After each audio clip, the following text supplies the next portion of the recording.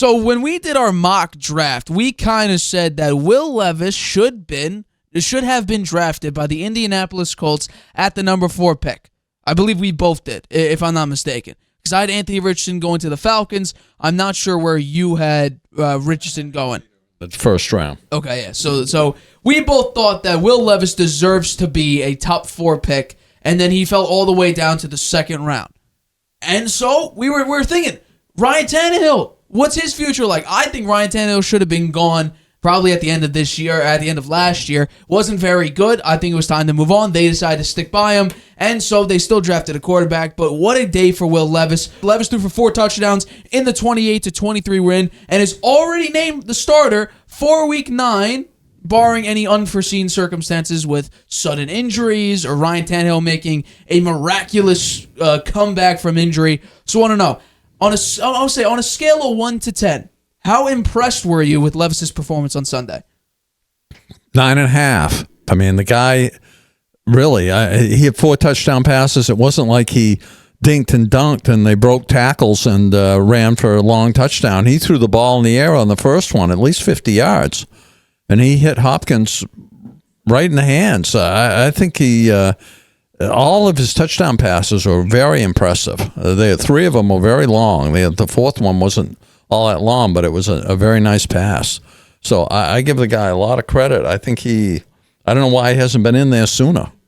How come he didn't get in there sooner? Question. Maybe the Titans would be, their record would be a lot better. What's their record now? They have a losing record, don't they? The Titans right now are 3-4. And how about this? You know what? I'm going to give him a 9.5. Because the yardage I don't love, but 4 touchdowns is insane. And also, I'll say this. But I mean, the yardage, 238 yards, 130.5 passer rating. I know.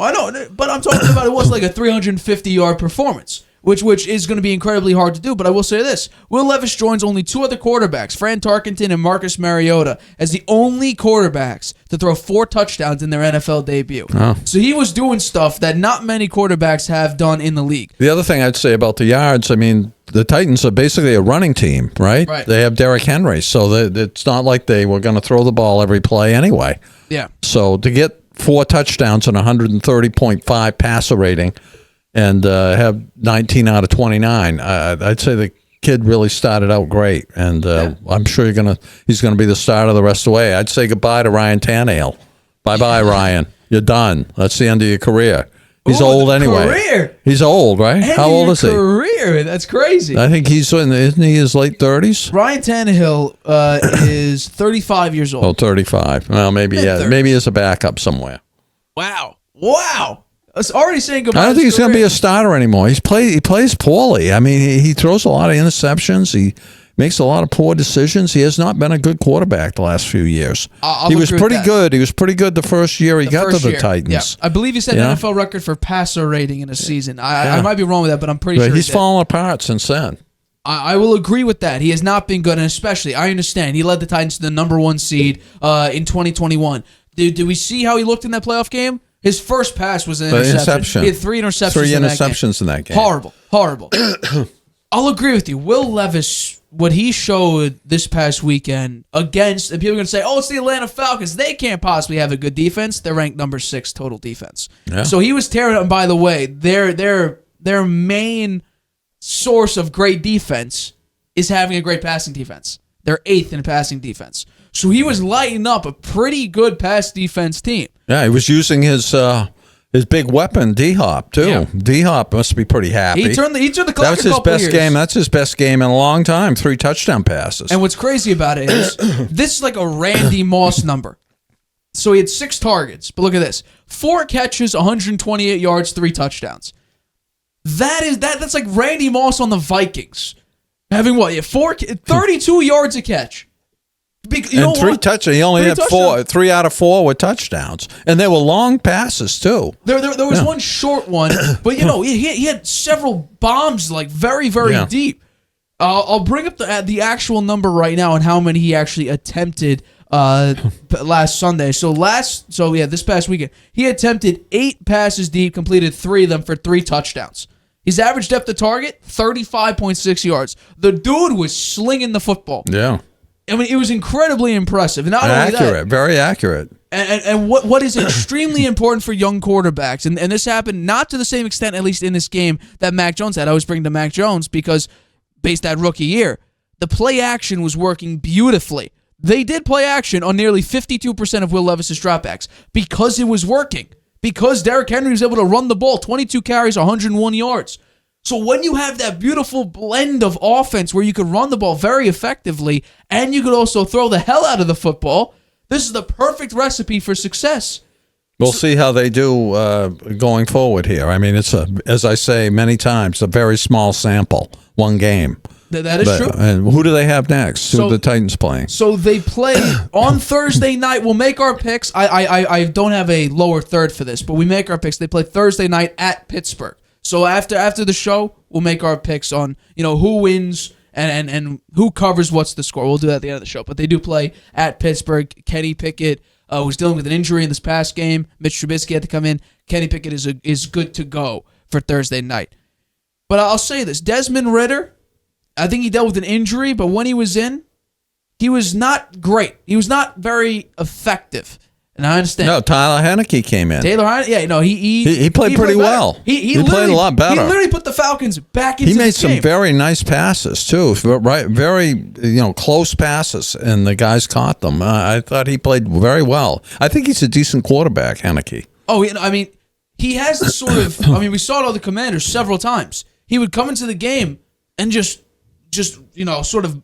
I guess what's the word I'm looking for? A spark. He would brew up something special. Yeah, a spark. I said, give the team a spark. I said I think I said he had black magic because he would just come in and do something absolutely crazy. Remember when he played against Tampa Bay in the playoffs there, that playoff game? He hadn't played at all. Yeah. He came in there and he made a very representative case for them to almost win that game. Absolutely. And he got hurt and came back in and played when he was hurt. Yeah. So I'm pretty sure if the story if I heard the story correct, he had to postpone his final for one of his classes to go play in that playoff game. So the guy was still taking classes in college to come into this game. And then he goes to the Commanders, and every time he comes in there, it's like, no, he could do something special. He could come in and win us. Think about it. He also has great IQ because when I believe the Eagles were maybe 9-0 or 11-0 last season, it was Taylor Heineke who dropped to his knees at the very end, and then he got hit at the he got hit, which drew a penalty, which sealed the win for the Commanders. So, and by the way, they also ran, I think, 42 times in that game.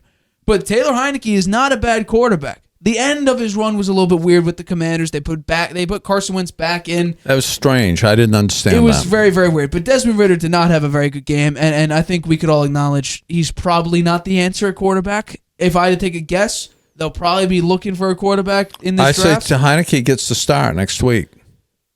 I think it's going to be interesting to see if that is the case. But I'll give a huge hand to Will Levis in that performance. It was phenomenal. And I think, really, because what was interesting is that he didn't get much preseason time. He played, I think, in the first game, and then he sat out for the other two. I thought he should have played, and I thought, okay, are they just saving him? 'Cause that's what a starter does. You either normally put him at the very last game, or you put him in for a drive or two in the first game. You don't play him throughout the preseason. It was Malik Willis, who's basically playing every single preseason game. So I thought, okay, are they doing something weird here where Levis is going to be, they were thinking of him as watching this year and maybe have a chance next year. Because they were, I think what they I mean, the knock on Levis in the pre-draft was that his accuracy is not that good. Making. But that didn't show up. It didn't show up in this game, man. He was throwing the long passes very accurately. Yeah. So, I mean, hey, got to hand to him. First start against a pretty good pass defense. You go up and absolutely put on a clinic. And now you're going up against a pretty good Steelers defense. So I think that's going to be a pretty good challenge against a phenomenal head coach, a first ballot Hall of Fame coach, and Mike Tomlin. So we'll have to wait and see how the Titans play and how Will Levis plays. And not only that, it wasn't like the pocket was clean. 42% of his dropbacks, he was under pressure. And how did he handle it? He 42 yards, he had 4 completions and a touchdown. Not too bad. Not too bad at all. Definitely gets another start. Probably the rest of the year, I would think. I would say that the Titans should I think it's Ryan a missing Tannehill link. Heal up a little bit. It's a missing link for the Titans, I think. The quarterback position the last couple of years has been the weakness for them. Right. Right? So maybe Levis is the answer. I would say he's definitely one of the answers. Maybe the Titans right now still feel like Ryan Tannehill is still. They shouldn't because although small sample size still. Right. But here's the thing: we both had him pick number 4. Because That's right. He's literally the prototypical quarterback: 6'4", 6'5", 230 pounds, and a phenomenal arm. He threw the fastest pass, the hardest pass in the combine at 59 miles an hour. So the kid has arm strength. The kid right now, at least in this game, he has great decision making. I mean, think about it. His best receiver was D-Hop. Who would he target? D-Hop. Yeah. He knew what he was doing. Yeah, no, he's not a guy who's going to dink and dunk his way. And by the way, short passes, I'll say this right now. His intermediate routes didn't throw him very much. He almost threw the same amount of deep passes as he did short passes. He threw more deep passes than screen passes and dink and dunks. So, I mean, he was going out there to sling the ball. He wasn't exactly out there to play he wasn't playing to not lose. And actually, he was going to play to win. It's surprising that they let a guy who didn't play much in the preseason, considered to have an accuracy issue, starts his first game, and they let him throw it down the field 50 yards on on several plays, and he completes them. So, I guess they have confidence in him. Yeah, no, and good, Mike Vrabel. Here's the thing: the difference between what the Giants did and what the Titans did. When they need a backup quarterback who hasn't played much, or in this case is a rookie, you give him confidence. You say, throw that ball. That's another thing, another coaching issue. I'd say on the Giants, another coaching issue. After you've handed the ball off 36 times, do they think that he's going to try to throw the ball down the field? No. Why not try to throw it down there once? They catch him off guard. They wouldn't. Well, they're certainly not expecting it, right? Or at least throw it more than 4 times in 2 quarters. So it was definitely interesting to say the least what the Giants did. We talked about it earlier on in the show. Hi, everybody. Thanks for watching. Make sure you subscribe here to get the latest from the show. Also, if you want to check out the full episode, make sure you click the I in the top right-hand corner right now. If you want to listen to this show anywhere you go, make sure you go to anchor.fm/The Harvey Hour or anywhere you get your podcasts.